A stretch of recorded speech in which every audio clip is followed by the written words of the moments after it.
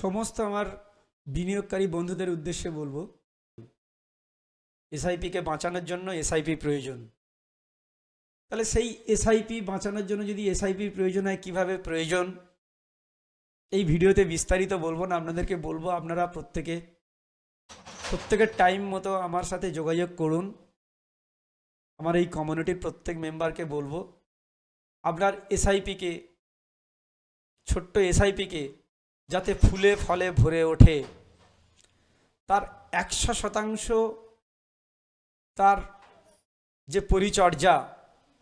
যেটা আপনি আমার দায়িত্বে রেখেছেন, বা আমার পরিবারের সান্নিধ্যে আপনার এসআইপি যে শুরু হয়েছে, তার পূর্ণাঙ্গ বিকাশ ঘটানোর দায়িত্ব যে আমরা নিয়েছি, তার জন্য আপনি অন্তত ইউটিউব চ্যানেলের 3 দিনে একটা করে ভিডিও দিচ্ছি, আপনারা রিকোয়েস্ট করছি একটু সময় বের করে দেখার বা অন্তত কমসে কম শোনার চেষ্টা করবেন। কারণ আমি ইন্ডিভিজুয়ালি সবার সাথে কথা বলার সময় হয় না, কিন্তু তাও বলছি যার যার প্রয়োজন আছে, বা প্রয়োজন নাও থাকলে 15 দিন অন্তর একবার একটা কল করুন, বা মাসে একবার কল করুন যে আমার যে এসআইপিগুলো আছে এগুলোকে কি কোনো চেঞ্জেস করতে হবে। আমি বলবো অবশ্যই, কিন্তু আপনিও জানান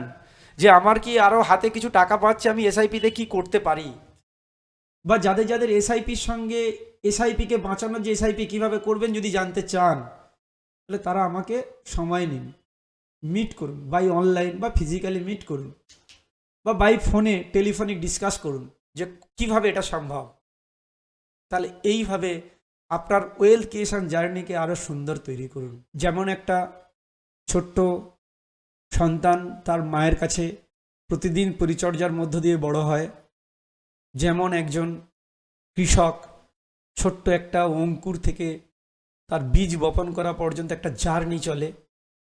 ঠিক তেমন করে ওয়েলথ ক্রিয়েশন করার জন্য বীমা পরিবারের পক্ষ থেকে মিউচুয়াল ফান্ডে এসআইপি করেছি, বা আমরা এলআইসি নিয়েছিলাম, এসআইপিও নিয়েছি, বা যারা এসআইপি করেছি, এসআইপিকে কিভাবে আমরা কোটিপতি বা ওয়েলথ ক্রিয়েশনের জন্য এর সঙ্গে আর কি করা প্রয়োজন, কি কি জিনিসগুলো একটা এসআইপির সঙ্গে থাকলে তবে আমার এসআইপি আমাকে পাওয়ারফুল বানাবে,